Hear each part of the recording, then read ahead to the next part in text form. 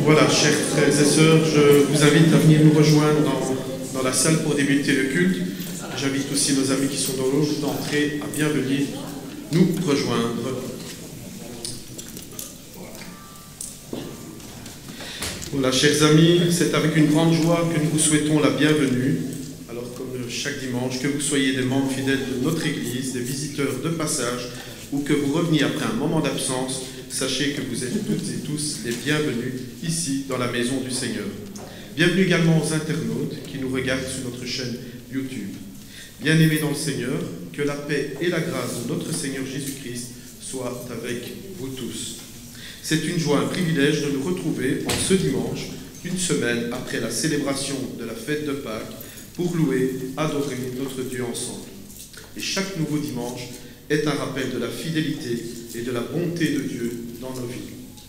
Comme il est écrit dans la Bible, dans Lamentation, au chapitre 3, versets 22 et 23, « Les bontés de l'Éternel ne sont pas épuisées, ses compassions ne sont pas à leur terme, elles se renouvellent chaque matin. Oh, que ta fidélité est grande !»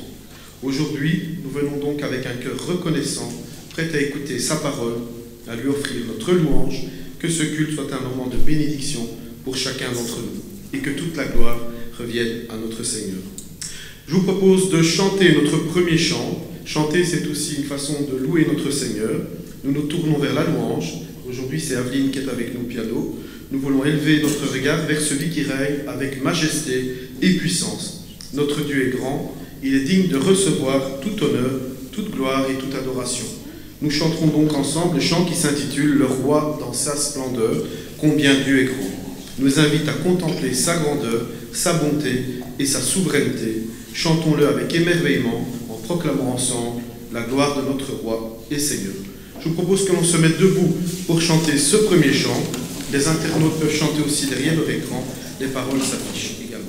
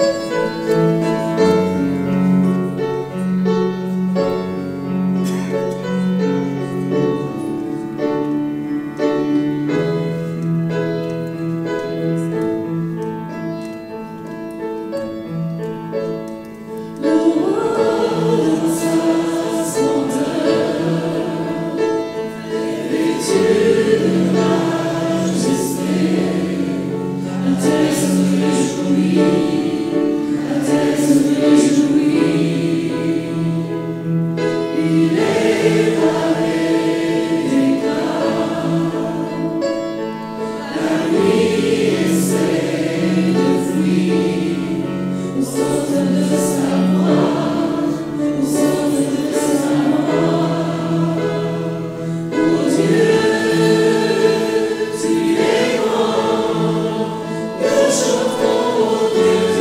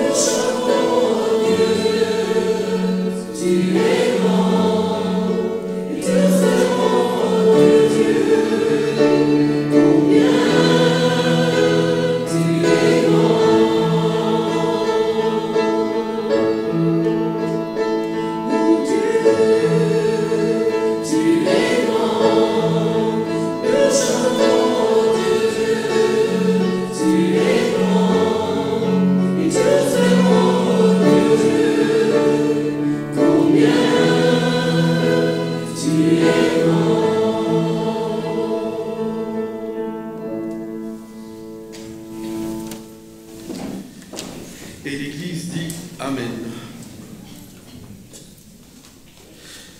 Pour entamer le deuxième chant, c'est un chant plus ancien que j'affectionne particulièrement. Nous le chantons déjà du temps du boulevard Thirou, quand nous étions au boulevard Thirou. Dans la Bible, Dieu parle souvent de la sentinelle. La sentinelle, celui qui veille, qui reste attentif et qui prévient du danger et qui appelle le peuple à rester fidèle. Dans la Bible, dans Ézéchiel au chapitre 33, il est fait notion de cette sentinelle.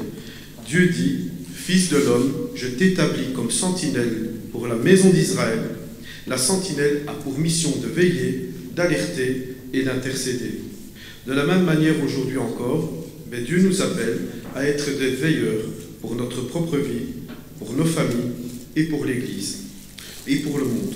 Restez debout, éveillés dans la prière et fidèles dans notre marche avec lui.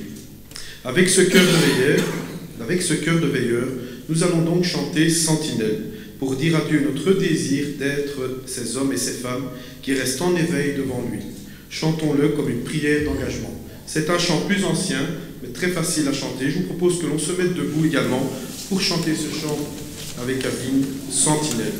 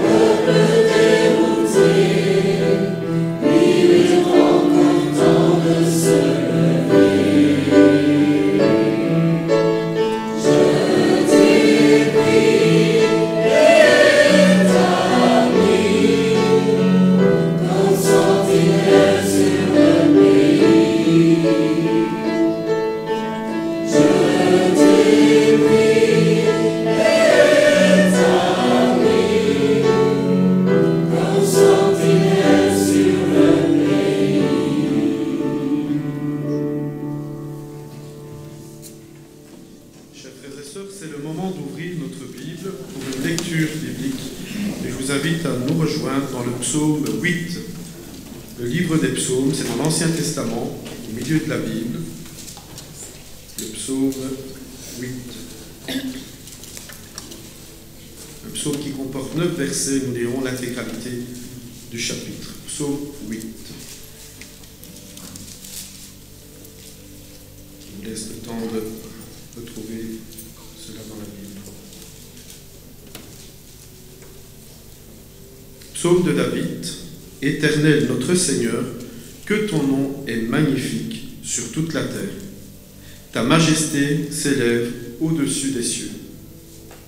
Par la bouche des enfants et de ceux qui sont à la mamelle, tu as fondé ta gloire pour confondre tes adversaires, pour imposer silence à l'ennemi et au vindicatif.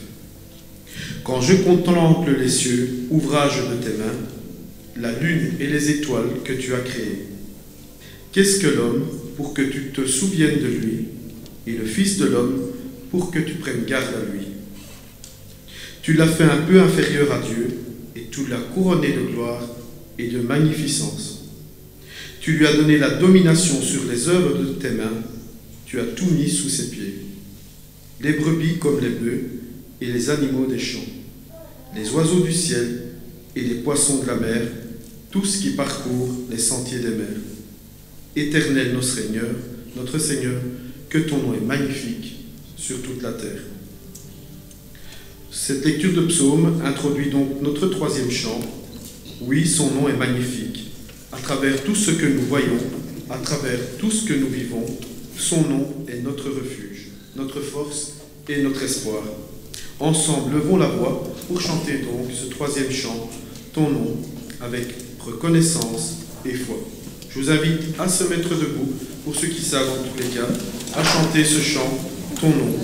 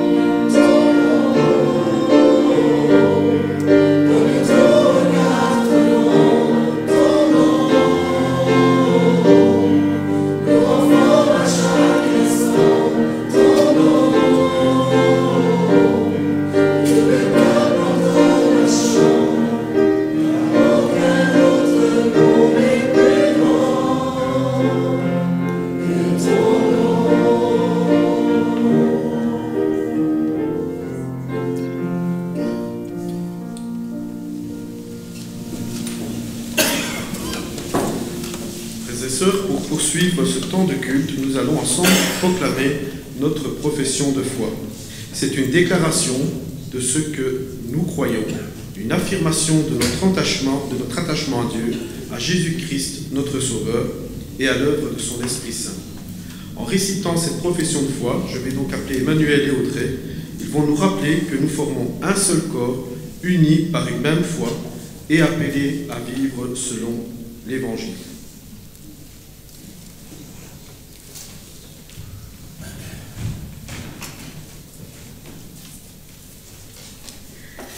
Je crois en un Dieu personnel, créateur des cieux et de la terre, esprit, lumière, amour, vérité, éternel, tout-puissant, infaillible, immuable, infiniment sage, juste et saint.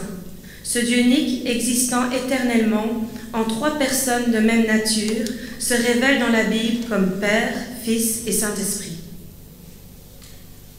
Je crois en Jésus-Christ, Fils unique de Dieu, la parole éternelle manifestée en chair. Je crois qu'il a été conçu du Saint-Esprit et qu'il est né de la Vierge Marie. Je crois à sa mort expiatoire, substitutive et rédemptrice, à sa résurrection corporelle, à son ascension, à son retour en personne pour les siens et à sa venue en gloire pour établir son règne et juger les rebelles. Je crois en l'Esprit Saint, à sa personnalité et à son œuvre de régénération et de sanctification. Je crois que toute la Bible, les 66 livres de l'Ancien et du Nouveau Testament, a été donnée et inspirée par Dieu, et qu'elle constitue ainsi la seule révélation infaillible et l'autorité suprême en matière de foi et de vie. Je crois que le premier homme, créé pur et conforme à l'image de Dieu, a perdu par sa propre faute son état immaculé. Je crois qu'en conséquence, tous ont péché, sont coupables et perdus, absolument incapables de se sauver eux-mêmes par leurs œuvres, étant morts dans leurs fautes et leurs péchés. Je crois que le péché entraîne par celui qui, de son vivant, ne se répand pas, un châtiment éternel dont il aura pleinement conscience. Je crois que nous sommes sauvés uniquement par grâce, par le moyen de la foi au sacrifice sanglant du Fils de Dieu. Je crois que tout chrétien né de nouveau est baptisé dans le Saint-Esprit. Je crois que Satan a une personnalité. Il est un ange déchu et l'instigateur de la chute. Je crois à son jugement et à son châtiment éternel. Je crois que les hommes ressusciteront corporellement, les uns pour la vie éternelle et les autres pour le jugement. Je crois que Jésus a institué la scène pour commémorer sa mort jusqu'à ce qu'il revienne, et le baptême d'eau, symbole de l'union du croyant avec Christ dans sa mort et dans sa résurrection. Je crois que l'Église de Jésus-Christ est uniquement composée de ceux qui ont été rachetés et lavés par le sang, régénérés et scellés par le Saint-Esprit. Je crois que, sauvés pour servir, ils doivent veiller à être remplis du Saint-Esprit, rechercher une vie sainte et s'éloigner de tout ce qui pourrait déshonorer Dieu, jeter du discrédit sur sa cause ou simplement affaiblir leur témoignage. En résumé, je crois à tout ce que la Bible enseigne. Au Père qui nous a aimés, au Fils qui nous a rachetés, au Saint-Esprit qui nous a régénérés, soit l'honneur, la louange et la gloire au siècle des siècles. Amen.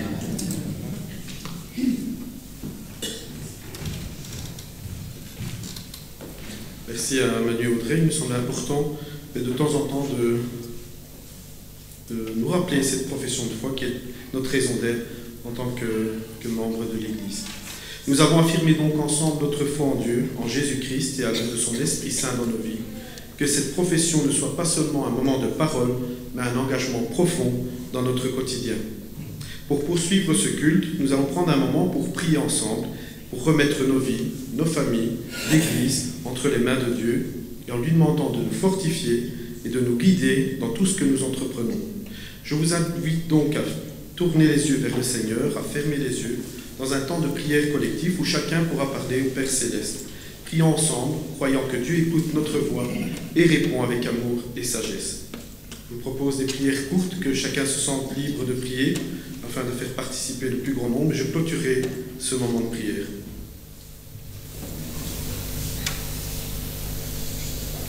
Je te remercie, Seigneur, pour ta merveilleuse présence parmi nous.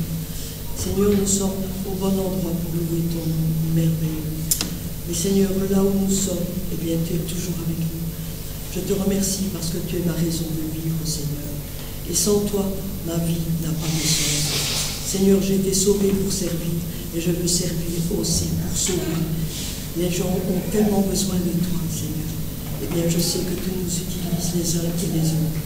Que ton nom soit vraiment béni ce matin. Et nous voulons glorifier ton saint et merveilleux nom. Nous voulons te rendre toute la louange qui t'est due, Seigneur, et notre reconnaissance la plus profonde. Que ton nom soit loué, Père, dans le nom précieux et merveilleux de Jésus. Amen. Amen.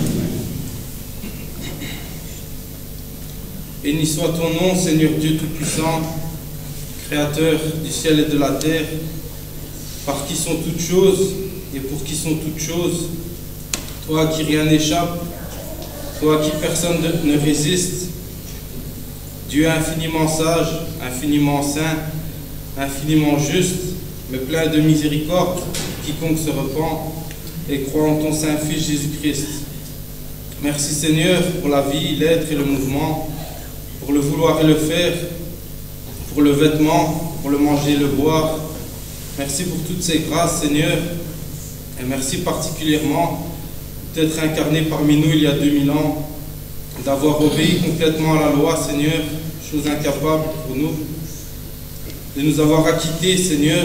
Merci, Seigneur, car il n'y a plus aucune condamnation pour ceux qui sont en Jésus-Christ. Merci, Seigneur, pour ton sacrifice à la croix. Merci pour tout ce que tu as fait pour nous, à toi qui as ressuscité des morts, qui prie pour chacun d'entre nous.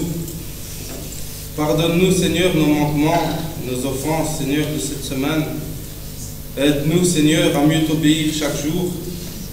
Donne-nous, Seigneur, la discipline spirituelle, l'amour, la patience, la sagesse et l'intelligence, l'obéissance dont nous avons besoin pour te plaire, Seigneur, et servir notre prochain. Bénis soit nos familles, nos amis, tous ceux qui nous entourent. Bénis soit ton Église. Que toute la gloire te revienne, Père, au nom du Seigneur Jésus. Amen. Padre nostro celeste, veniamo a te per dirti grazie per il privilegio che tu ci hai dato di riunirci insieme per glorificare il tuo santo nome, perché tu ne sei degno, Padre, di ricevere tutta l'adorazione e il ringraziamento che ti appartiene. Nel nome di Gesù, Padre, ti ringraziamo. Amen. Amen.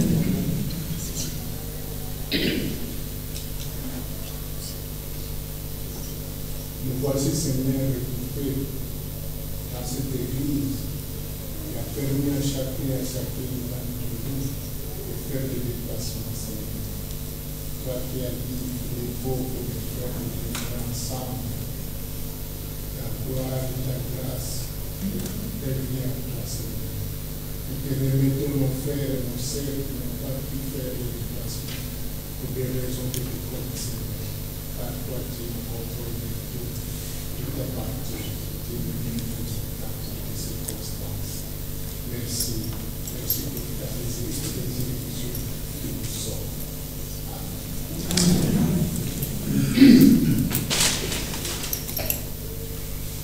Éternel notre Seigneur, que ton nom est magnifique sur toute la terre. Et là, quand nous contemplons tout ce que tu as fait, nous sommes émerveillés, nous sommes en joie. Merci parce que toutes ces choses que tu as faites, tu nous les donnes aussi généreusement, gratuitement et avec abondance. Nous allons te louer et te célébrer. Amen.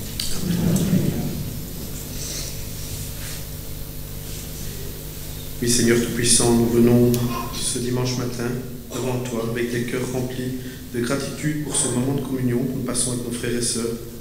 Que ce temps passé dans ta présence, Père, soit vraiment une bénédiction pour chacun d'entre nous. Nous voulons te dire merci pour ton amour, ta fidélité dans les bons, dans les moments les plus compliqués de nos vies, Père. Nous pouvons compter, Seigneur, sur ta fidélité. Aujourd'hui, nous te prions pour ton Église, ici, dans le monde entier, où que nous soyons, Père, des lumières dans ce monde, de par notre témoignage vivant de ton amour et de ta vérité, Père. Fortifie chaque membre de l'Église, Seigneur, afin que nous soyons tous unis dans un même cœur, un même esprit dans l'amour et la foi.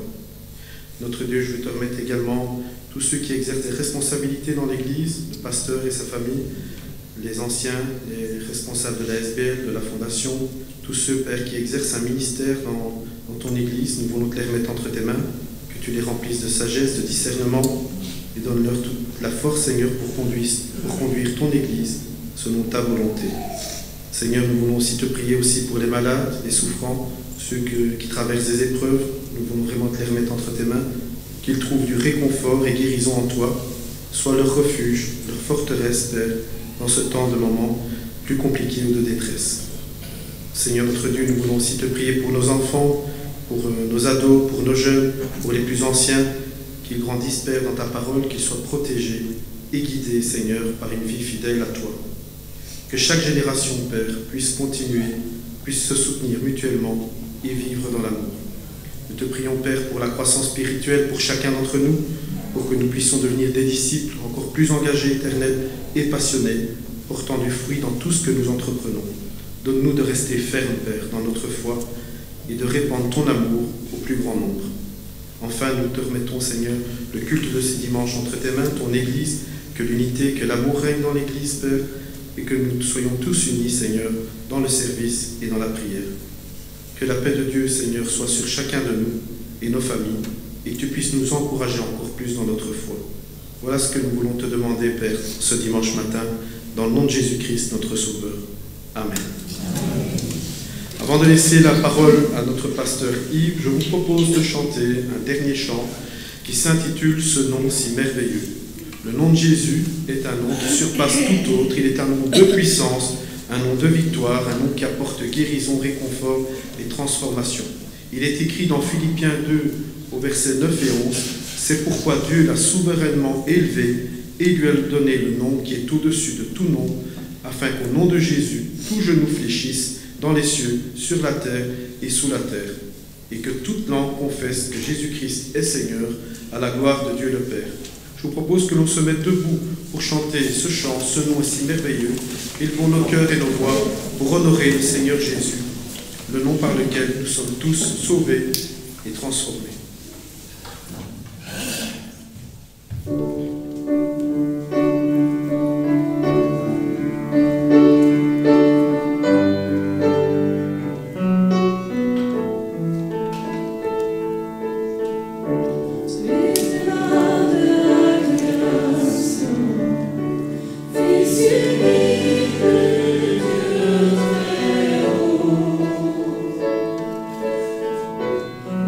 Still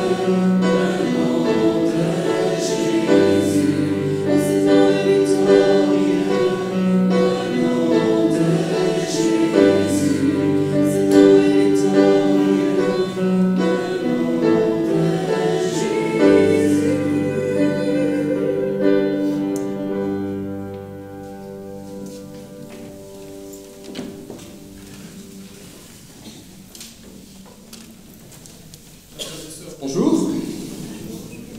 Je souhaite la bienvenue à ceux qui sont de passage, qui nous rendent visite ce matin. Bienvenue également à nos internautes. Alors ce matin, nous allons ouvrir notre Bible dans l'Évangile de Matthieu, Matthieu chapitre 13. Et nous lirons quelques extraits de ce chapitre. Donc Matthieu chapitre 13. Alors quand vous aurez trouvé ce passage dans votre Bible, vous allez simplement avoir comme réaction en disant « Ah oui, c'est ce passage, je connais ». C'est ce que nous appelons communément la parabole du semeur, en référence au verset 18. Alors il serait plus exact en fait d'appeler plutôt cette parabole la parabole des terrains. Parce que le point d'attention de cette histoire que Jésus raconte, ce n'est pas le semeur, ce n'est pas la parole, mais c'est les différents terrains où se joue toute l'action de cette histoire.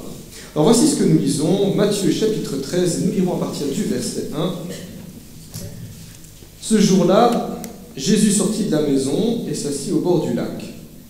La foule se rassembla autour de lui, si nombreuse qu'il monta dans une barque où il s'assit. Toute la foule se tenait sur le rivage. Jésus leur parla en parabole sur beaucoup de choses.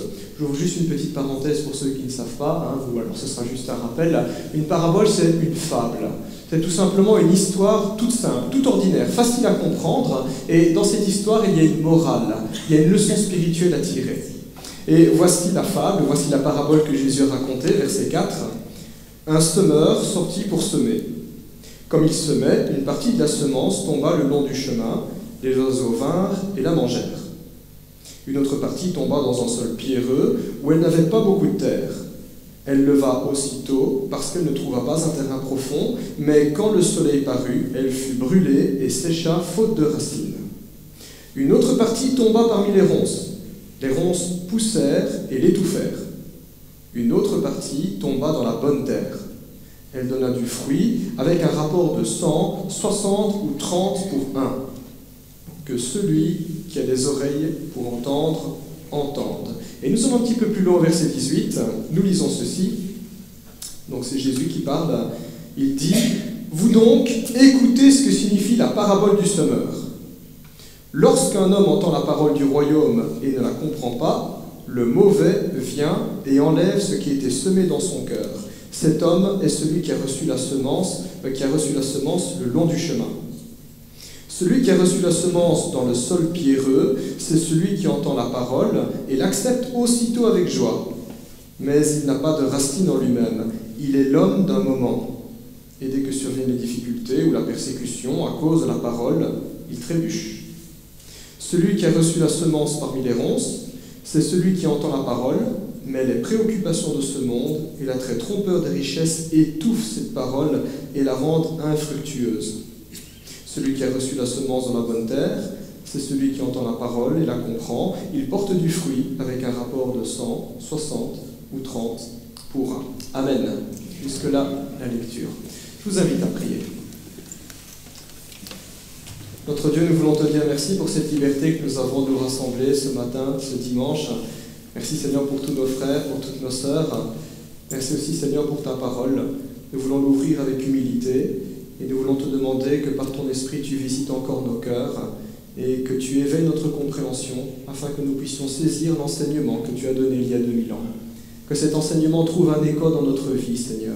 Que tu sois ainsi glorifié et que nous puissions voir des progrès et ta main agissante en nous, parmi nous et tout autour de nous.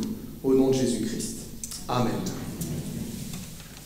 Alors Jésus prend ici une image toute simple, une image que tout le monde peut comprendre, peu importe l'époque, que ce soit dans l'Antiquité, au Moyen-Âge ou encore à notre époque aujourd'hui. C'est l'histoire d'un agriculteur qui s'en va travailler au champ et il va ensemencer son champ. Voilà, c'est l'heure des semailles tout simplement. Et ça, c'est un spectacle que nous connaissons bien en Belgique, puisqu'il y a pas mal de champs et de terres agricoles en Belgique.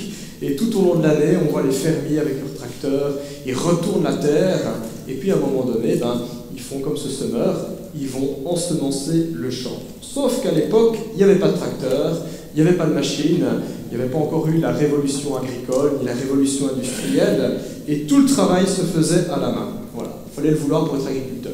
C'est déjà le cas à l'époque, c'est encore le cas aujourd'hui. Les agriculteurs devaient alors arpenter leurs champs à pied, vous imaginez des hectares de terre, avec un sac à la main. Le sac, il le mettait en bandoulière et c'était ouvert comme ça, un peu comme un tissu. Et il jetait les semences à la volée, comme ça, à tout vent. Très simple.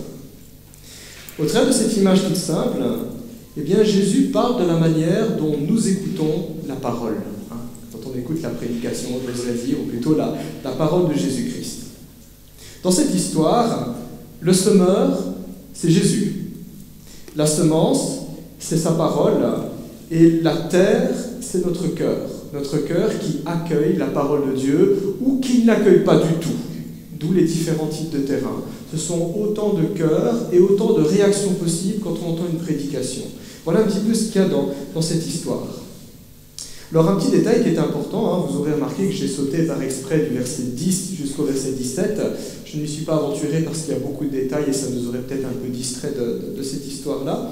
Mais là où je veux attirer l'attention, c'est que cette parabole que Jésus a racontée, il l'adresse spécifiquement aux disciples, spécifiquement aux chrétiens.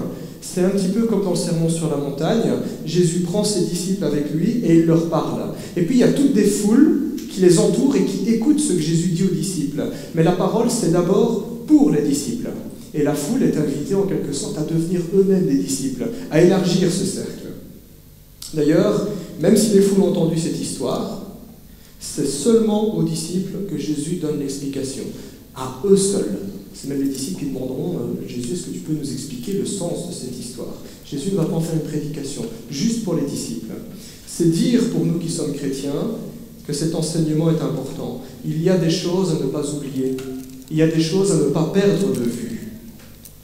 Nous, chrétiens, connaissons très bien cette histoire.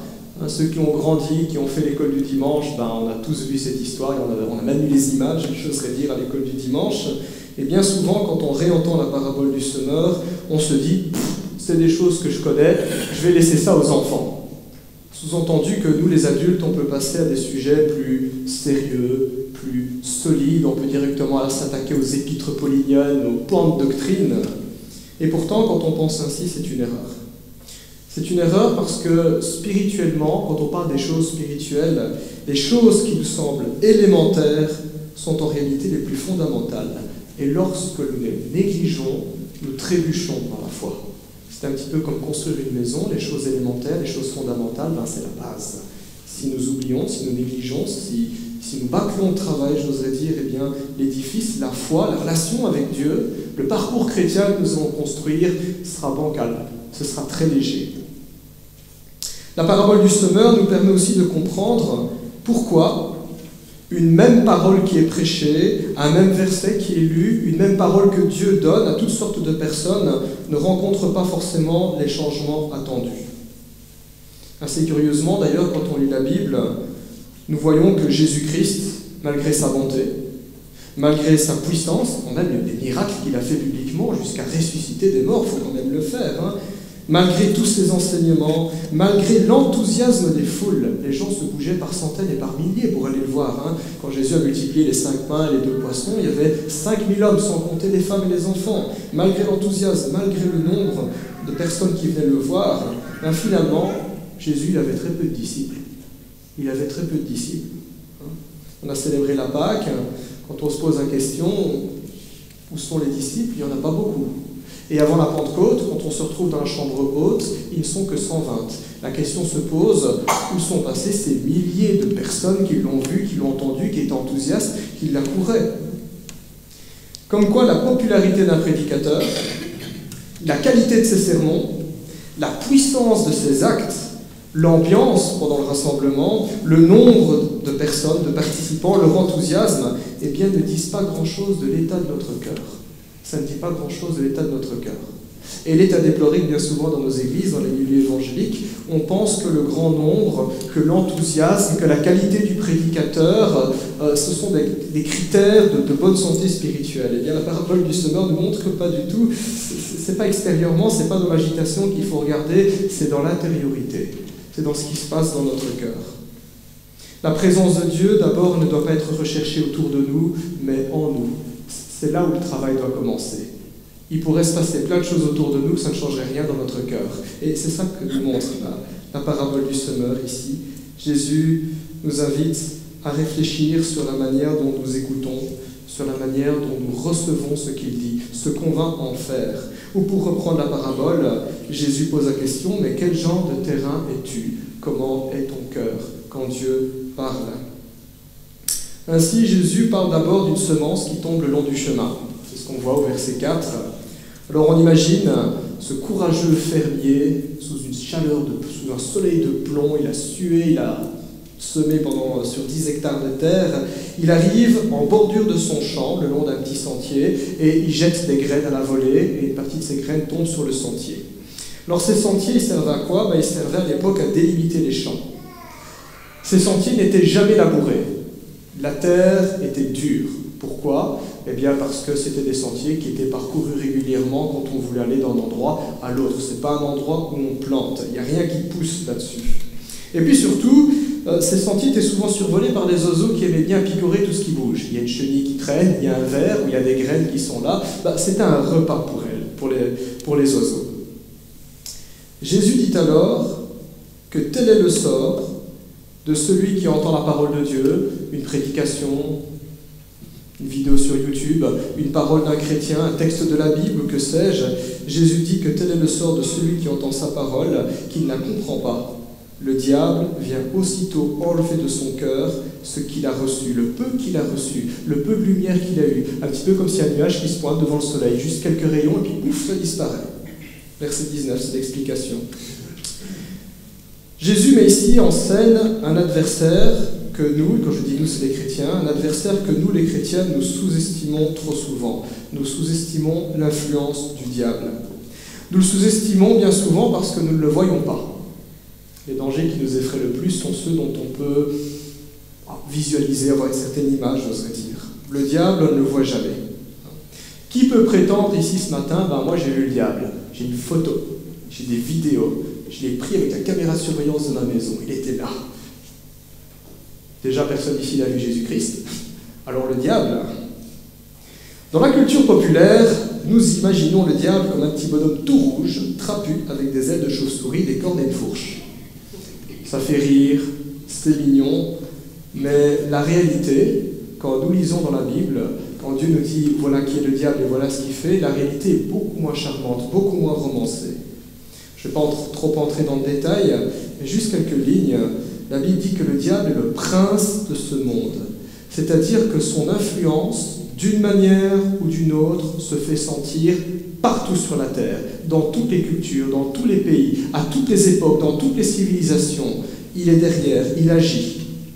La Bible nous dit aussi qu'il est le prince de la puissance de l'air, une drôle d'expression pour décrire le diable un peu comme quelqu'un qui agit dans l'ombre, qui se meut et qui a cette capacité d'agir sur la pensée, sur les sentiments et sur la volonté des hommes. Il y a un petit peu cette idée quand Éphésiens, je crois que c'est, je ne dis pas de bêtises, Éphésiens 4,26 qui nous dit si vous vous mettez en colère, ne péchez pas, ne donnez pas accès au diable. Sous-entendu qu'il y a une porte d'entrée. Il a ce pouvoir, influencer nos pensées, pas forcément contrôler nos pensées, mais influencer, agir sur nos sentiments, sur ce qu'on veut, sur ce qu'on ne veut pas. Et c'est ainsi que sournoisement, sans être reconnu, Satan plie les hommes pécheurs et rebelles à Dieu à sa volonté. Il les soumet. Il est tentateur, et comme dit un adage, on n'attire pas des mouches avec du vinaigre, donc ce qu'il propose est très attrayant. Il est tentateur, menteur et trompeur, il peut se déguiser en ange de lumière, et il est tellement bon dans ce qu'il fait qu'il pourrait nous faire croire que tout en faisant le mal, en réalité nous agissons pour le bien. C'est dans mon droit, je fais bien de faire comme ça. Il n'est pas toujours aisé de discerner son œuvre. Bien souvent, on devine que c'est le diable qui agit après coup, quand on se pose des bonnes questions. Et une bonne question à se poser quand il y a quelque chose qui cloche spirituellement dans notre vie, dans l'église ou dans une situation donnée, c'est se poser la question suivante, mais à qui profite telle ou telle situation? À qui profite telle ou telle situation? Souvent la réponse est donnée au diable. Au diable. Et donc si ça lui profite, c'est que d'une manière ou d'une autre il est derrière, excitant les pensées, les émotions, pliant les hommes à sa volonté, mentant, trompant. Nous aurions tort de croire qu'aujourd'hui matin, ce beau dimanche matin, alors que nous sommes réunis au temple pour louer le Seigneur, nous aurions tort de croire que Satan traîne dans les lieux peu recommandables où se commettent des choses honteuses. Qu'est-ce qu'il a à faire dans de tels lieux, le diable? Les gens qui y vont et qui pratiquent ces choses sont déjà sous sa coupe. Dimanche matin, ou alors lorsque nous sommes tranquillement chez nous, voulant ouvrir et lire la Bible, écouter la parole de Dieu, j'oserais dire, Satan se meut dans nos rangs, dans le rang de ceux qui, d'une manière ou d'une autre, peuvent encore entendre la parole de Dieu. Satan déteste cette parole, il la combat, et cela depuis le début, parce qu'il sait que quand les hommes écoutent la parole de Dieu, ils se libèrent de son joug. Et c'est ce que le Christ dira, vous connaîtrez la vérité vous rendra libre. Alors, Satan déploie toute son attention sur nos cœurs. Tous ses efforts pour étayer tout éclat de vérité qui pourrait nous parvenir. Ça doit être éclipsé, ça doit être oublié, ça doit être étouffé. C'est un adversaire qui ne se donne aucun repos. Nous, on fatigue, on a besoin de se reposer. Le diable, non. Il ne se donne aucun répit pour ruiner nos âmes. Ça, c'est l'adversaire auquel nous avons affaire. Un petit peu comme ces oiseaux-là, hein, quand on imagine, ils sont toujours en train de tourner, attendent le bon moment pour passer à l'attaque. Il est un loup, dit la Bible, il est un lion rugissant, et nous, devant lui, nous sommes de simples brebis. Ce serait donc une erreur de croire que nous pouvons faire le poids avec notre propre intelligence, notre propre force, nos bonnes intentions. Il faut plus que ça pour lui tenir tête. Seul Jésus, qui est venu renverser ses œuvres, peut tenir tête au diable. La croix est la défaite du diable. Le Christ l'a écrasé. Et c'est en écoutant sa parole qu'on se libère de ses pièges, qu'on prend conscience de notre véritable situation spirituelle, qu'on peut aller de l'avant. La parole de Dieu ne peut être fructueuse dans notre vie qu'en nous soumettant à Dieu pour résister au diable. Et c'est là où le diable n'a d'autre choix que de fuir, un petit peu comme des oiseaux qui essaient de grignoter des récoltes. On leur dit « tu t'en vas » et l'oiseau n'ose pas s'approcher. Mais quand la parole de Dieu rencontre un cœur qui ne veut pas se soumettre à Dieu, le diable n'a pas grand-chose à faire pour enlever le peu qu'il y a eu. C'est le premier terrain. Et c'est le premier cœur, c'est la première situation qui permet d'expliquer pourquoi, quand la parole de Dieu est proclamée, aussi puissante soit-elle, pourquoi il y a des gens chez qui ça ne fait pas d'effet. Parce que le diable vient enlever le peu qui était semé, parce que ces personnes à la base ne veulent pas de Dieu, ne veulent pas l'écouter, ne veulent pas se soumettre. Jésus parle ensuite de la semence tombée au milieu des pierres, qui se lit au verset 5, et assez curieusement, c'est une semence qui grandit beaucoup plus vite que les autres, nous dit le verset 5. Elle pousse très vite. Alors on peut se mettre à la place de l'agriculteur et se dit, mais là c'est jackpot. Et peut-être que l'agriculteur s'est dit, mais si seulement toutes les autres plantes dans le champ pouvaient être comme celle-ci, pousser aussi vite, franchement, jackpot. Mais Jésus dit que lorsque le soleil parut, la plante fut brûlée, faute de racines. Il est là le problème. C'est une plante qui n'a pas beaucoup de racines parce qu'elle a poussé sur des pierres et jusqu'à preuve du contraire, le roc c'est solide, on ne sait pas percer, en tout cas une plante ne sait pas percer cela. Il n'y a pas de racines, elle ne peut pas puiser ce dont elle a besoin pour se nourrir, il n'y a pas d'eau et elle finit par se dessécher. Tel est le cas de celui dont la relation est superficielle avec Dieu. Il est question ici de superficialité spirituelle. Et force est de constater qu'il ne suffit pas simplement de dire qu'on est chrétien pour dire qu'on est enraciné en Christ. Il y a des gens qui se disent chrétiens, mais il n'y a pas de racine, il n'y a pas plus d'engagement que ça par rapport à Jésus-Christ. La foi superficielle se montre enthousiaste, et même souvent beaucoup plus enthousiaste que les autres, toujours au devant, toujours heureux, toujours zélé, toujours avant les autres, mais à la moindre contrariété, à la moindre frustration, à la moindre difficulté, lorsqu'on se rend compte que bien être chrétien, ça coûte quand même quelque chose, eh bien, ces gens-là disparaissent. Cette foi s'éteint, comme cette plante qui se dessèche au soleil. Jésus, au verset 20 et 21, dit « Il est l'homme d'un moment ». Il n'y a pas de constance, ça ne dure pas. C'est l'homme d'un moment, comme une étincelle, comme un feu d'artifice. C'est très joli, ça coûte cher, ça dure moins d'1 minute. Enfin, même une explosion, c'est quelques secondes. L'homme d'un moment. On ne s'éclaire pas avec des feux d'artifice, aussi impressionnant soit-il, on s'éclaire avec une ampoule. Même si c'est pas beau, c'est utile. Ce qu'on cherche, c'est la constance. Il est l'homme d'un moment, dit Jésus. Ce n'est pas agréable, n'est-ce pas, que d'être laissé en plan par ses amis. C'est probablement une expérience que nous avons tous déjà fait en disant « Allez, on y va », et puis au final, on est tout seul, on se retrouve tout bête comme ça. Ce C'est pas agréable d'avoir fondé ses espoirs, de lancer un projet, de compter sur le secours de personnes qui en réalité n'ont aucune parole. Ah, hélas, ainsi en est-il du cœur de beaucoup de personnes qui prétendent aimer Jésus-Christ, qui disent « moi je suis chrétien, moi je suis disciple, moi je veux le suivre », qui un jour lors d'un appel le dimanche matin d'un prédicateur lève la main en disant « je donne ma vie à Jésus », qui lors d'une conférence dit « Seigneur, je veux te suivre, je te servirai ». Et quand les revenus ne sont pas là. Ces personnes aiment Jésus tant que c'est facile, tant que c'est agréable. Au fond, quand on analyse leur démarche, ils ne sont pas là pour Jésus, ils sont là pour le confort que Jésus peut procurer. Mais quand le confort n'est pas là, on n'est plus là. Ce genre de christianisme superficiel est aisément reconnaissable dans les églises. Ça se manifeste par une allergie à la frustration. On ne peut pas dire non, où les choses ne peuvent pas se passer autrement que ce qu'on a décidé. Allergie à la frustration, recherche constante du plaisir, le choix de la facilité, le choix du confort et le choix de la gratuité. Comme des clients dans un magasin, le chrétien du moment circule dans l'église non pour y servir le Seigneur, mais pour consommer le fruit du travail de ceux qui servent réellement le Seigneur. Ils sont là pour ça, pour récolter les fruits du travail que les autres ont fait. Parce que ça, c'est agréable. C'est comme cueillir des fruits dans un jardin.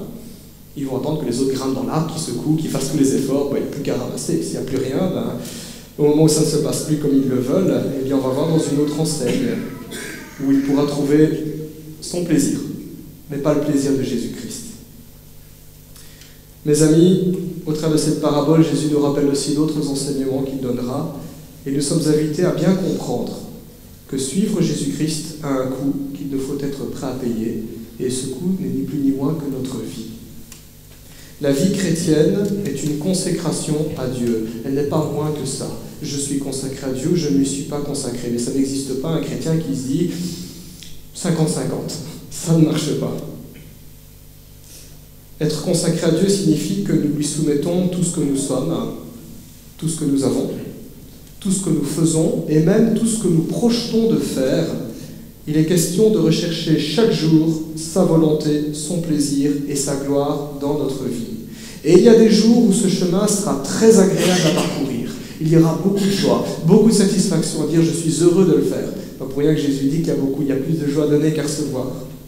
Et puis il y aura des jours où, comme le dit Jésus, il faudra littéralement porter sa croix. C'est difficile, c'est douloureux, c'est la galère et c'est aussi fatigant que monter une pente à transporter un sac de 100 kilos par exemple. Mais quand ces jours arrivent, quand nous devons porter notre croix, nous savons pourquoi nous le faisons, ou plutôt nous savons pour qui nous le faisons. Nous le faisons pour Jésus, nous le faisons parce que nous l'aimons, nous le faisons parce que nous savons qu'il nous aime. Cet amour qui s'est manifesté à la croix. C'est ça le terreau dans lequel nous plongeons nos racines. Et c'est le problème de cette plante ou de cette foi superficielle. Elle n'est pas enracinée dans l'amour de Dieu. Il n'y a pas cet élan, il n'y a pas cette joie, il n'y a pas cet engagement pour Jésus. Tout autant Jésus s'est engagé pour nous, celui qui aime superficiellement Jésus ne veut pas s'engager pour lui. Alors comment peut-on dire qu'on l'aime, puisqu'aimer quelqu'un, c'est s'engager pour quelqu'un? C'est ça, le mariage aussi. À nous qui nous disons chrétiens, si nous ne sommes pas prêts à servir Dieu, si nous ne sommes pas prêts à faire des sacrifices, si nous ne sommes pas prêts à faire des choix difficiles, à souffrir, quitte à parfois à endurer l'incompréhension des autres, le mépris des autres, la honte et le rejet à cause du Christ, si nous ne sommes pas prêts à tout cela, alors nous n'aimons pas Jésus. Nous ne sommes pas chrétiens. Sa parole n'est pas en nous. L'amour de Dieu se manifeste en ceci, c'est que les disciples du Christ demeurent dans sa parole. Ils demeurent dans sa parole en particulier quand il faut suer, parce qu'il y a des efforts à faire, quand il faut lutter, parce qu'il y a des combats à livrer, quand il faut supporter, parce que parfois il n'y a pas le choix, on doit tendre la joue gauche, quand il faut souffrir, et souffrir même injustement, comme le Christ. Le disciple demeure dans la parole de Dieu. Alors, je tiens à nous rassurer, la vie chrétienne n'est pas que sueur, lutte, devoir supporter souffrance. Je le rappelle, être chrétien, ce n'est pas une punition, mais la Bible est réaliste.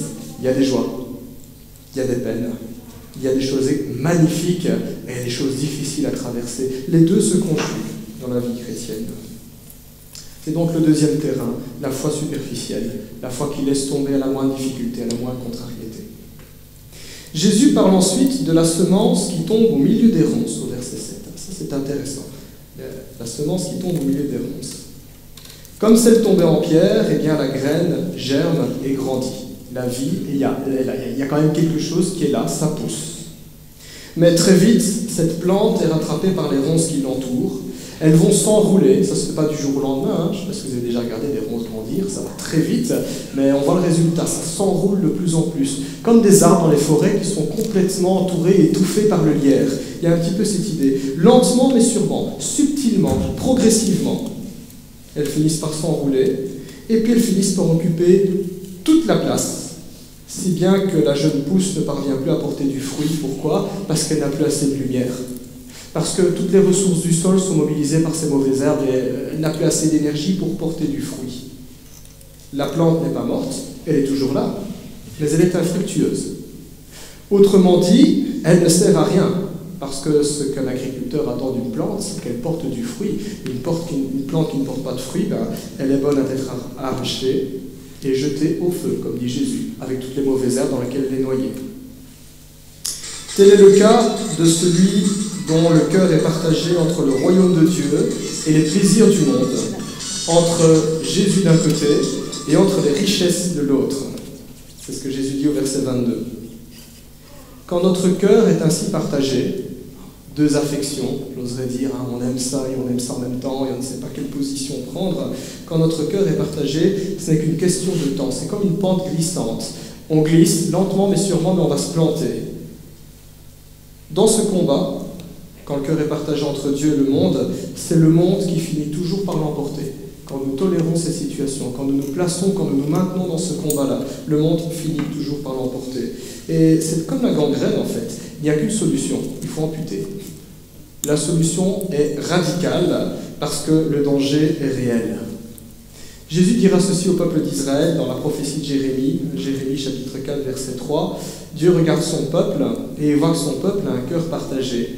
Et l'Éternel dira tout simplement « Défrichez-vous un champ nouveau et ne jetez pas votre semence parmi les ronces. » Je pense que ce n'est pas par hasard que quand Jésus a pris cette parabole, il a raconté cette histoire de ronces. Il avait probablement la prophétie de Jérémie en tête. La solution doit être radicale. On doit arracher tout simplement. On doit amputer. Il y a dans les évangiles, dans Marc 10, cette triste histoire d'un jeune homme riche. Aux yeux du monde, il a probablement réussi.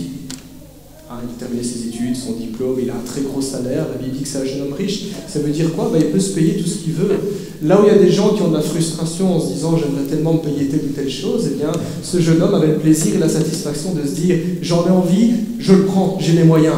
Il y avait cette joie-là, il était riche. Et il dira à Jésus « je te suivrai partout où tu iras ». Et la Bible nous dit que Jésus le regarda, il l'aima et il constata que dans son cœur il y avait quelque chose qui clochait, il avait un cœur partagé. Et Jésus va lui demander l'amputation, comme un médecin, il va lui dire « faut amputer ». Il lui dira « vends tout ce que tu possèdes et donne l'argent aux pauvres, puis suis-moi et tu auras une part dans le royaume de Dieu ». Et la Bible nous dit que le jeune homme riche fut déçu, il se détourna du Christ parce qu'il avait de grands biens. Oui, il n'a pas voulu l'amputation. Notre monde est une foire à vanité. Si vous n'en êtes pas convaincu, regardez dans votre grenier ou dans votre cave.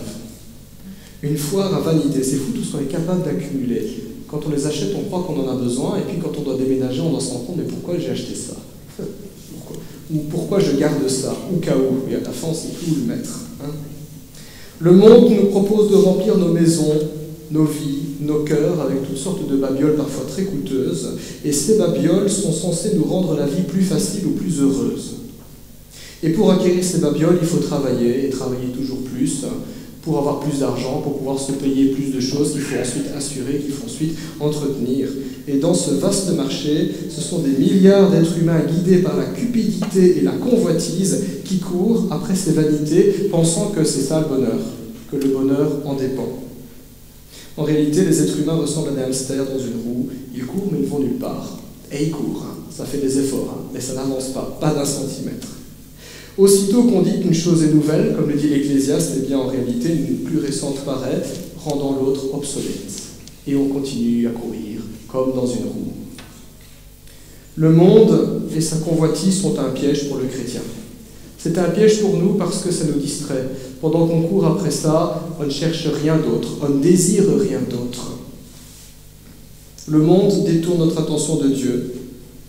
Et qui tombe dans ce piège, quiconque y prend garde, eh bien tombe dans l'idolâtrie. Ce n'est plus une vie qui est vouée à Dieu, c'est une vie qui est vouée à autre chose, ou même à quelqu'un d'autre. Dans le sermon sur la montagne, on l'avait vu, Jésus dira c'est Mammon. Il personnifie la richesse, il personnifie l'argent et les biens matériels et le plaisir que ça peut procurer. Il dit ça peut être un Dieu. Notre vie peut être consacrée à cela. Le monde s'empare de notre cœur comme les ronces qui s'emparent de cette plante. Elles grimpent et elles s'enroulent. Et quand cela se produit dans notre vie, ça se ressent lorsque nous avons de moins en moins de temps pour Dieu. On est de moins en moins disponible pour lui. Pourquoi ? Parce que nous devons libérer le plus clair de notre temps, de notre force, de notre énergie, de nos journées pour autre chose. Cela se ressent lorsque nous éprouvons plus de joie, plus d'intérêt, plus de satisfaction dans les choses du monde qu'en Dieu. Intéressant de réfléchir parfois sur quel effet ça me fait. Et parfois, on peut être étonnant, on peut dire, en fait, l'argent ou les biens matériels, ça peut être une vraie drogue. On peut même être drogué du travail. C'est possible aussi. Je ne dis pas que c'est une mauvaise chose. La Bible montre où doivent être les priorités. Quand ça se produit, c'est un petit peu comme une idylle qui se termine mal. On finit lentement, mais sûrement, par plaquer Dieu, à force de flirter avec le monde. Ainsi, beaucoup de personnes se réveilleront dans la mort devant le trône de Dieu, et elles pleureront sur la manière stupide dont elles auront vécu. Ces personnes diront quelque chose du genre « J'ai couru pendant toutes ces années, après toutes ces choses dans lesquelles je pensais trouver ma joie. J'ai fait des affaires, j'ai fait du business, j'ai travaillé dur pour ça. Et aujourd'hui, je réalise trop tard que toutes ces choses n'ont aucune importance et elles me laissent complètement démunie devant un Dieu en colère dont dépend le sort éternel de mon âme. » Triste constat, mais des milliards de personnes feront ce constat devant Dieu. Ne soyons pas stupides au point de laisser le monde avoir littéralement notre peau, pour ne pas dire notre âme. C'est là un danger qui est bien réel, et particulièrement réel dans nos sociétés occidentales qui sont très, très matérialistes, où la réussite est définie en termes de possession matérielle, en termes de plaisir qu'on peut s'offrir. Apprenons donc à donner régulièrement un bon coup de tondeuse, pour ne pas dire un bon coup de débroussailleuse, en remettant les bonnes priorités dans notre vie, en cultivant les bonnes habitudes, en cherchant d'abord le royaume de Dieu et la justice, sa justice. Et je ne connais personne qui, ayant fait cela, a dit un jour à Dieu « je le regrette », parce que Dieu est fidèle, parce que Dieu est bon, parce que même si Dieu nous appelle à mourir à nous-mêmes et à renoncer au monde, il comblera toujours ses enfants d'abondantes joie en leur donnant même bien plus que ce qu'ils n'avaient pensé ou imaginé. C'est ça que le psaume 23 dit, « L'Éternel est mon berger, je ne manquerai de rien ». C'est pas que Dieu va dire « je vais juste te donner du pain sec et de l'eau, juste de quoi survivre ». Il nous comble de bien.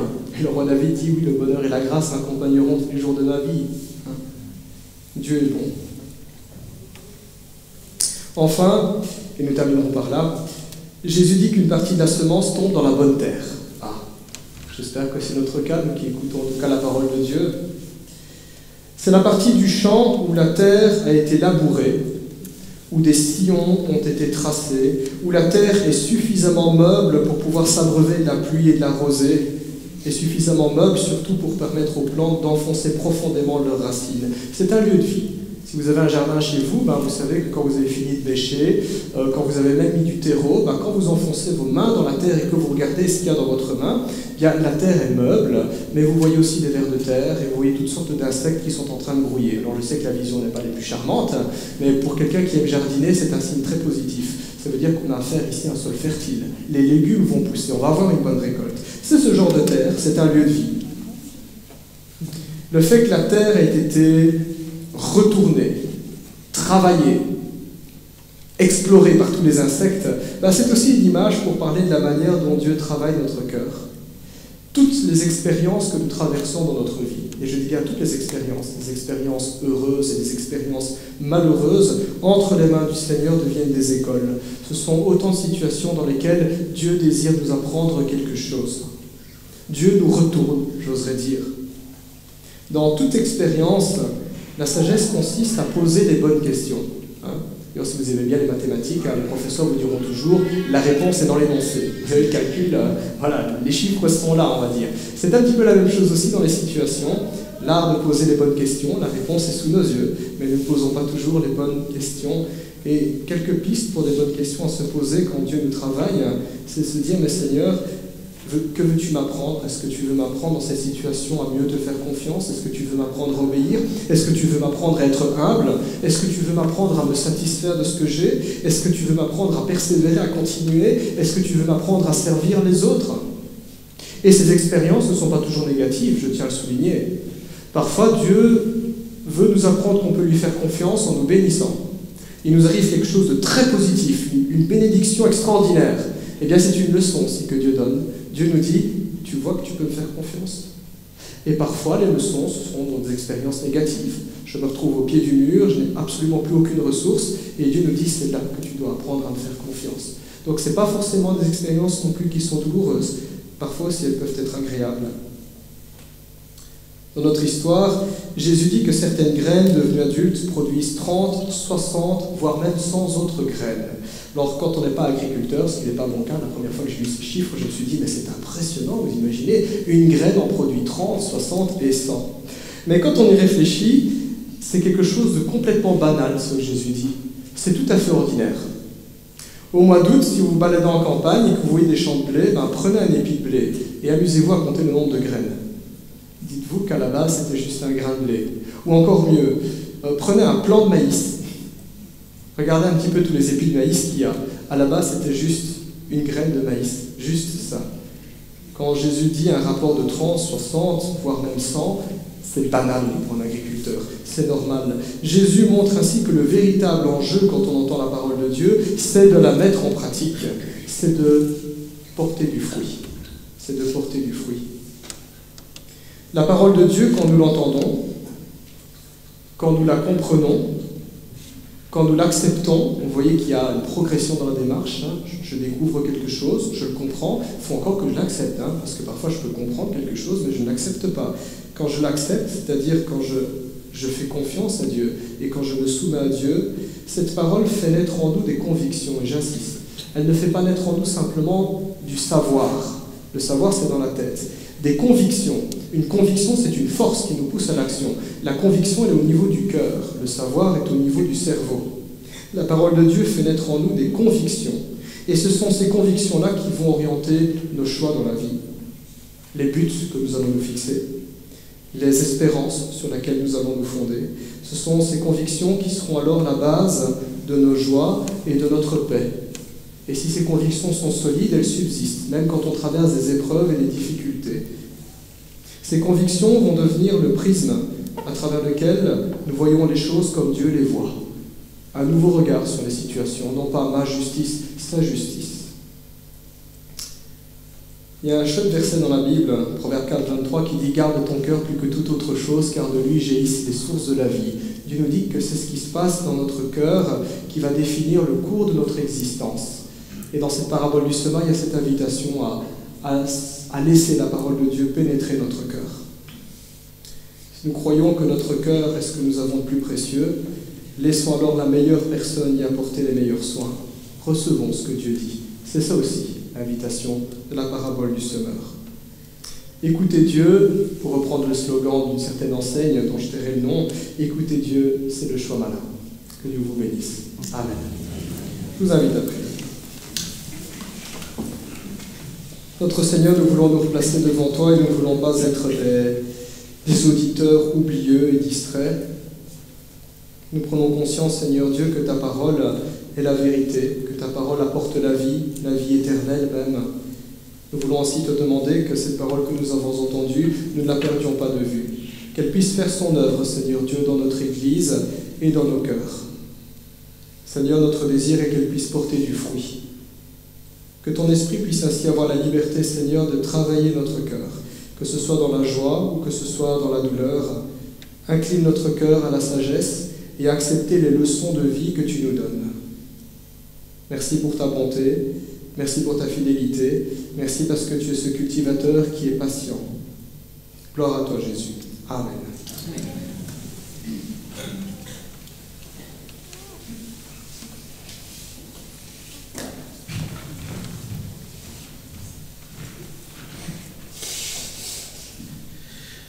Merci à toi, Yves, pour ce message édifiant que nous puissions mettre en pratique dans nos vies, chacun et chacune, dans nos vies, dans nos familles, au travail. Merci en tout cas pour ce message. Je vous propose de continuer le culte en chantant un autre chant. Dans l'intimité de notre relation avec Dieu, nous pouvons l'appeler Abba, un terme qui exprime une proximité et une affection profonde, comme un enfant appelle son père. C'est un mot d'intimité et de confiance qui rappelle la tendresse et l'amour infini de notre Père Céleste. Dans Romains 8, au verset 15, il est écrit « Car vous n'avez pas reçu un esprit de servitude pour être encore dans la crainte, mais vous avez reçu un esprit d'adoption par lequel nous crions « Abba Père ». Et c'est justement le titre de ce chant. En chantant « Abba Père », nous venons devant Dieu avec ce cœur de fils et de fille, confiant dans son amour et sa grâce. C'est une invitation à entrer dans sa présence et à lui confier nos vies et à lui offrir notre adoration. Je vous propose que l'on se mette debout pour chanter ce chant « Abba Père ».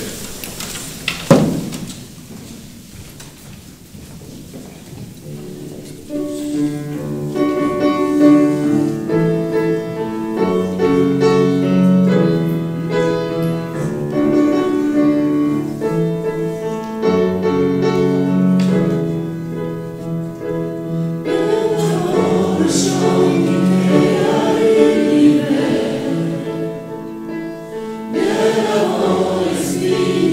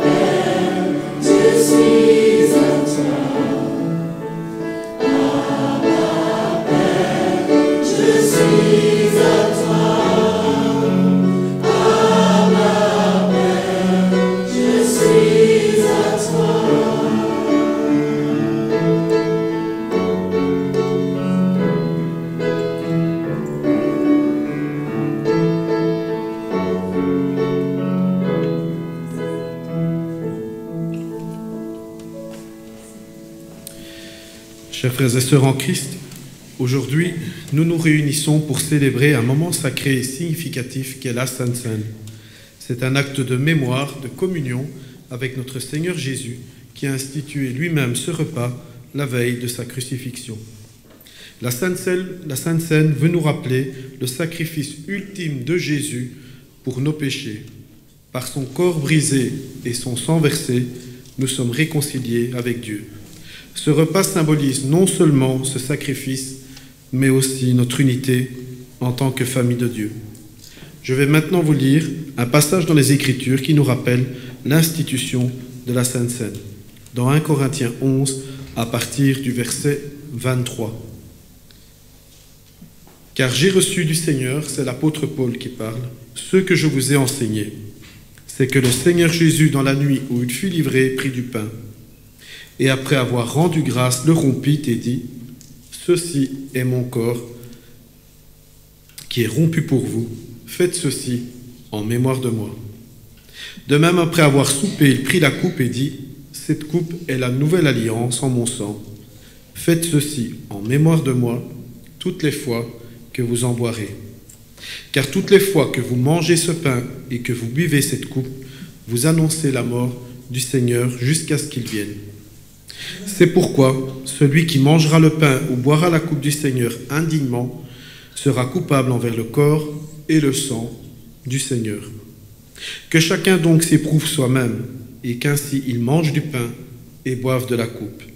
Car celui qui mange et boit sans discerner le corps du Seigneur mange et boit un jugement contre lui-même. » Après avoir entendu ces paroles, préparons nos cœurs pour recevoir le pain et le vin, en souvenir du corps et du sang de notre Seigneur. Que ce moment soit pour nous une occasion de renouveau spirituel et de profonde communion avec Christ. Avant de participer à ce repas, je vous invite à prendre un moment pour nous examiner nous-mêmes, que chacun de nous examine son cœur, se réconcilie avec Dieu et se prépare à recevoir ces éléments avec foi et gratitude.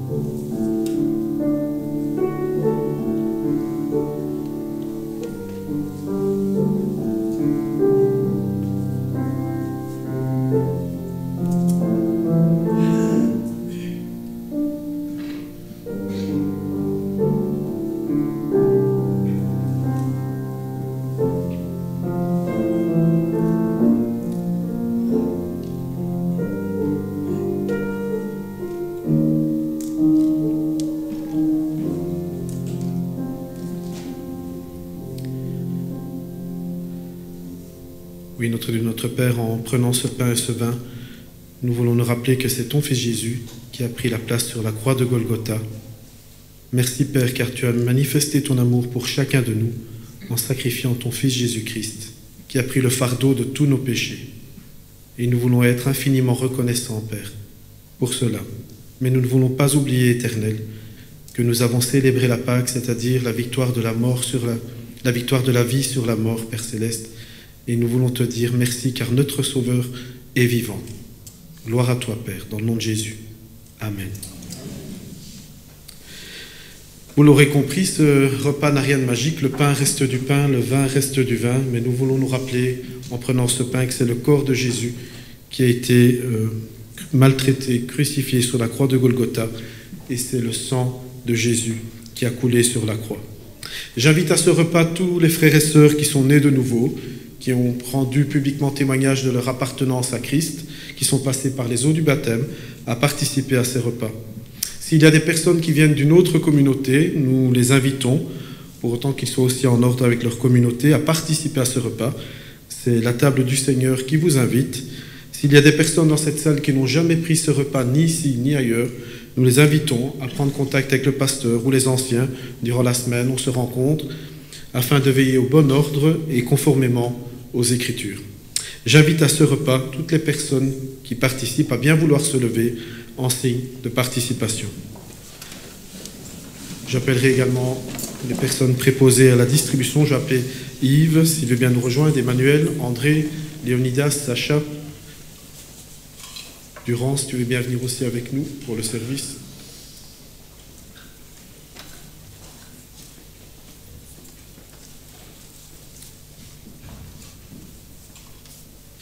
Je demanderai à Emmanuel de prier pour le pain que nous mangerons et je demanderai à Sacha de prier pour le vin que nous boirons.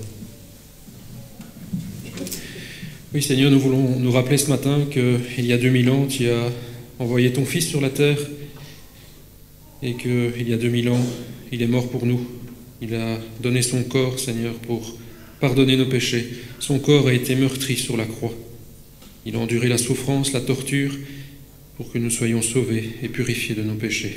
Merci, Seigneur, pour ce si grand amour pour chacun de nous. Amen.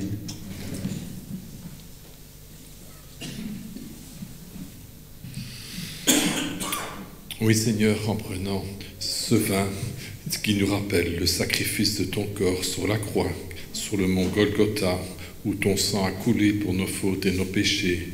Merci pour cet amour, pour cet immense sacrifice que tu as manifesté par cet immense sacrifice pour nous, qui nous lave de toutes nos fautes et de nos péchés. Merci parce que tu n'es pas resté sur la croix, tu es ressuscité le 3e jour et tu nous prépares une place dans le ciel. Gloire à toi. Amen.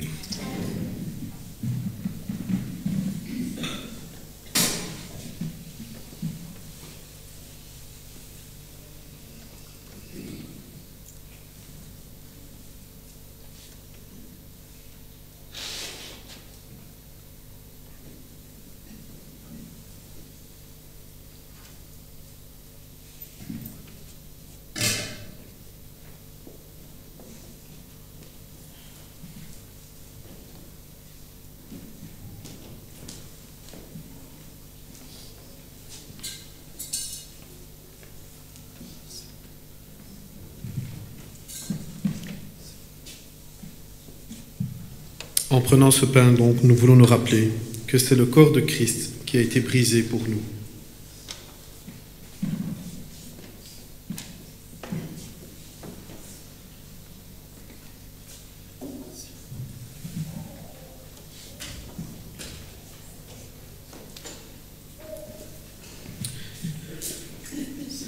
Et en buvant ce vin, nous voulons nous rappeler que c'est le sang de Christ qui a été versé pour le pardon de nos péchés.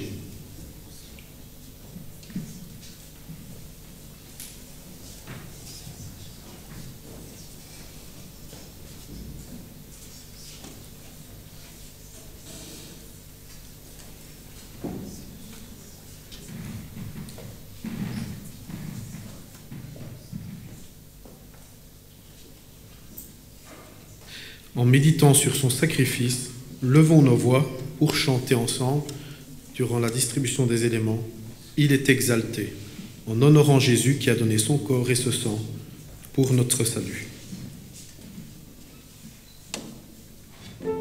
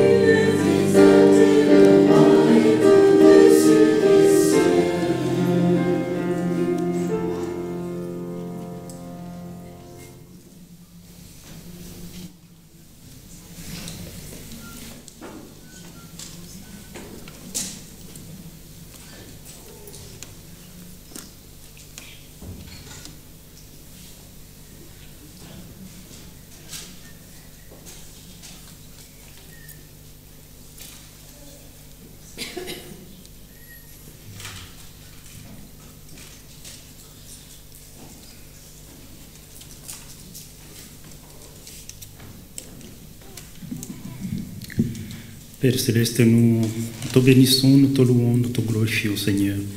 Merci pour ce moment merveilleux que nous venons de passer.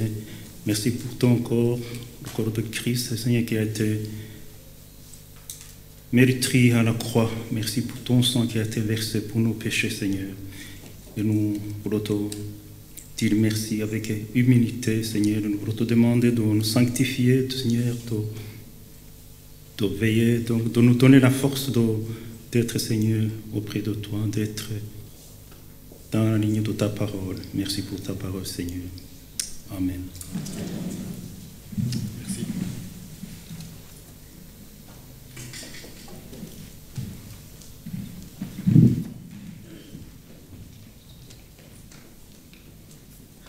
Nous poursuivons notre culte. Rassurez-vous, nous sommes dans les temps, frères et sœurs. Tout ce que nous avons vient de Dieu. Et c'est avec reconnaissance que nous lui offrons ce que nous avons en signe de notre adoration et de notre fidélité. Le Seigneur nous appelle à être généreux, à participer activement à l'œuvre de son royaume. De la même manière, lorsque nous apportons notre offrande, ce n'est pas la quantité qui importe, mais l'attitude avec laquelle nous donnons. Que ce soit avec joie, gratitude et amour pour notre Seigneur. Alors en chantant, que notre offrande soit aussi une expression de notre cœur tourné vers lui, en toute simplicité et en toute sincérité. Il est écrit dans 2 Corinthiens 9 au verset 7, que chacun donne comme il a résolu en son cœur, sans tristesse ni contrainte, car Dieu aime celui qui donne avec joie. Pendant que nous louerons le Seigneur avec nos offrandes, nous chanterons également un chant qui s'intitule « Je chanterai gloire », qui est l'expression de notre cœur qui s'élève vers Dieu pour le reconnaître toute sa grandeur et sa fidélité et sa gloire. Je vous propose que l'on se mette debout pour chanter ce chant « Je chanterai gloire ».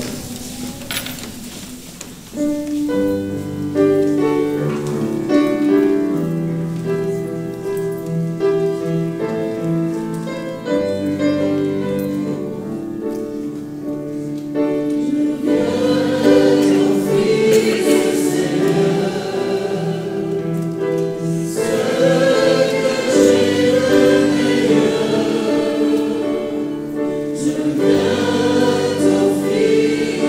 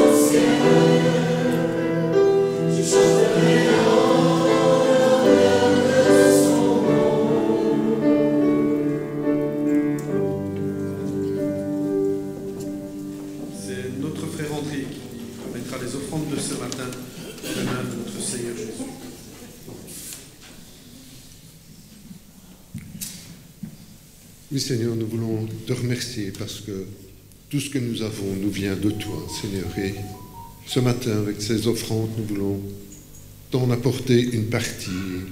Nous te demandons de bénir cette offrande, de la sanctifier, qu'elle puisse servir à l'annonce de l'Évangile dans notre région, dans notre pays et à travers le monde, si tu le permets, Seigneur. Qu'elle puisse aussi soulager la misère. Et pour cela, nous t'apportons l'œuvre missionnaire, Seigneur. Et merci pour ce qui est fait en ton nom dans ces pays éloignés, Seigneur. Te remercions aussi pour l'abondance qu'il y a dans notre pays, Seigneur. Te demandons de nous donner des cœurs généreux. Tout ça pour la gloire de ton nom. Au nom du Seigneur Jésus. Amen. Quelques annonces qui vont s'afficher à l'écran. Ce mardi soir à 19h30, réunion de prière. Bienvenue à tous. N'hésitez pas, s'il n'y a aucune obligation de prier à voix haute. Et donc, ça ne va pas être un obstacle. Nous vous invitons à cette réunion de prière mardi à 19h30 dans les sous-sols de notre église. Samedi 3 mai, de 10h à 16h30, un club spécial l'ami du samedi, spécial Pâques avec Manon et toute son équipe. Donc le samedi 3 mai à 10h, un club ami du samedi spécial Pâques. Et dimanche prochain, notre culte à 10h. Le samedi 10 mai, il y aura une convention annuelle Maman en prière. Il y a une fiche qui est disponible également sur notre site internet. Donc la convention annuelle Maman en prière de 9h30 à 17h. Samedi 17 et dimanche 18 mai, bloquez cette date dans votre agenda pour les enfants et les ados. Un club spécial Copains des Bois et Club Ados. Donc c'est deux clubs de notre église qui s'unissent pour préparer un week-end pour nos enfants et nos ados de 6 à 17 ans. Avec une grande particularité, c'est que nous allons passer une nuit dans l'église. Donc c'était aussi un souhait de certains enfants et de nos ados. Donc n'oubliez pas de vous inscrire pour ce club. Toute l'équipe a préparé un beau programme avec repas compris, les jeux, les animations, partage biblique, chant et prière, 10 €. Et n'hésitez pas, s'il y a un obstacle par rapport à la participation financière, n'hésitez pas à venir voir Yves ou un ancien pour ne priver aucun enfant, aucun jeune par rapport à ce week-end. Donc c'est samedi 17 et dimanche 18 mai. Plusieurs se sont déjà inscrits, donc nous invitons celles et ceux qui ne l'ont pas encore fait à bien vouloir s'inscrire. Cycle de formation biblique pour les 17 à 35 ans également. Toutes les informations sont sur le flyer et disponibles également sur notre site internet. Dimanche passé, nous avons eu notre culte de Pâques. La vidéo n'est pas diffusée sur le réseau YouTube de l'église, comme nos enfants sont présents sur cette vidéo, mais n'hésitez pas à faire la demande pour nos paroissiens. Un formulaire vous a été normalement envoyé, vous pouvez remplir avec votre adresse mail pour avoir la rediffusion du culte de Pâques. Des transferts de membres et la bienvenue à nos nouveaux membres. Raoul et Marie Lemboidio de l'église réformée évangélique de Neuchâtel peuvent peut-être se lever, comme ça on sait qui sont Raoul et Marie-Louise Lemboidio. Voilà, nous leur souhaitons la bienvenue. Dorian et Noémie et le Games, Dorian est ici. Bienvenue également à lui et à son épouse. Christophe et Hélène Boukoupongo, ils sont au balcon. Voilà. Bienvenue également à eux. Et Giovanni Biondo, il est excusé ce matin. Et Giovanni Biondo, c'est mon frère, donc il était aussi baptisé au boulevard Tirou, donc nous l'acceptons avec l'équipe pastorale comme membre de notre église. Bienvenue à chacun, chacune d'entre eux.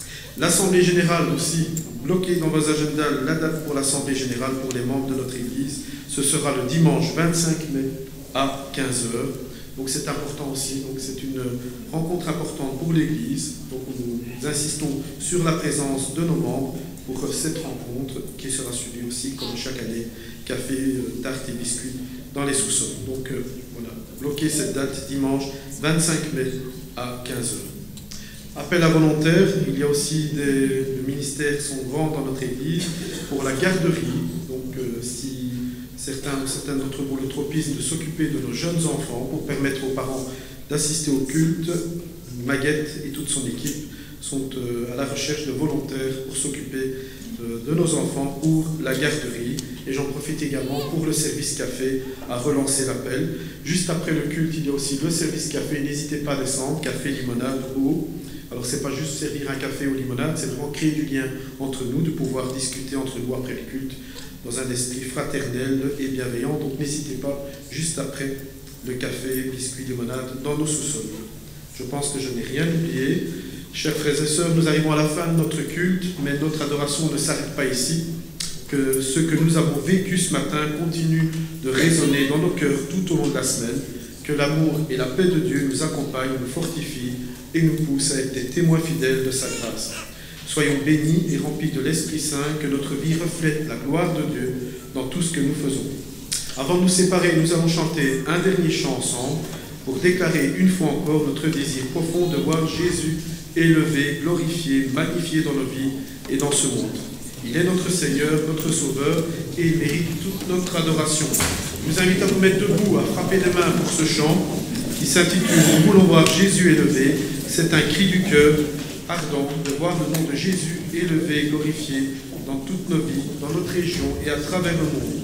Levons nos voix et levons nos cœurs pour chanter ce chant « Jésus est élevé ». Je voudrais remercier Amine pour le piano, l'équipe technique, la vidéo. Il y en a d'autres encore, beaucoup de personnes qui œuvrent pour que le culte tous les dimanches soit possible. Un grand merci à eux. On chante ensemble « Jésus élevé ».